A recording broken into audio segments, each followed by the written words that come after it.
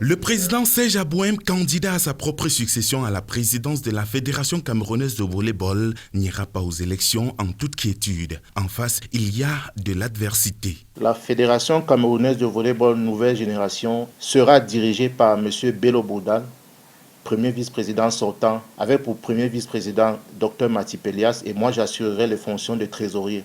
Face à la presse, le porte-parole du camp d'en face, Joe Akanj Sambangwana, souligne à double trait ce qu'il a appelé les dérives du président sortant. Pourquoi humilier Roger Boven, Balas? Depuis 2013, l'on attend la construction du Balas Gymnasium. Les instructions du MINSEP contenues dans les lettres circulaires ont été travesties. De manière légitime et légale, c'est l'Assemblée générale de 2013 qui est qualifiée pour l'adoption des textes. L'on veut faire passer outre ces instructions. Nous avons saisi le président du tribunal de première instance, centre administratif du Mfundi, en procédure d'urgence pour obtenir la suspension de ce processus électoral pernicieux et inéquitable. Le président sortant sait très bien que nous avons des éléments à charge contre sa gestion opaque. Près de 9 ans sans permettre un contrôle des commissaires aux comptes. C'est totalement contraire au principe de la comptabilité publique, à la loi, à l'éthique et au fair play qui devrait guider les actions dans le sport. En date du 28 octobre 2018, le président sortant de la FECA Volley a convoqué une assemblée générale sans notifier les membres statutaires sur sa tenue et les matières à débattre.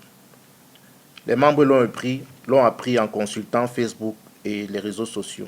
Les ambitions, il y en a tout de même. Nous proposons pour la FECA Volley nouvelle génération le rassemblement des meilleurs à travers une émulation, la transparence dans la gestion, le toilettage de nos rapports avec le MINSEP par la mise systématique des comptes, la remise systématique des comptes d'emploi de l'argent public, ne pas attendre des années pour le faire, et un discours plus responsable, moins belliqueux.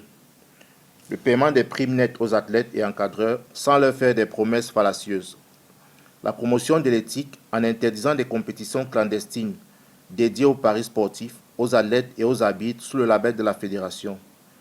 La clarté sur l'apport des sponsors, l'égalité des chances en refusant de contraindre les athlètes et encadreurs à évoluer sous les couleurs d'un certain club, sans quoi ils ne seront pas promus ou sélectionnés au sein des Lions indomptables. Le rassemblement et l'unité de la famille du volleyball, les aînés, la diaspora, les locaux, la responsabilisation du genre féminin. Au volleyball avant 2013, il n'y avait pas de clan.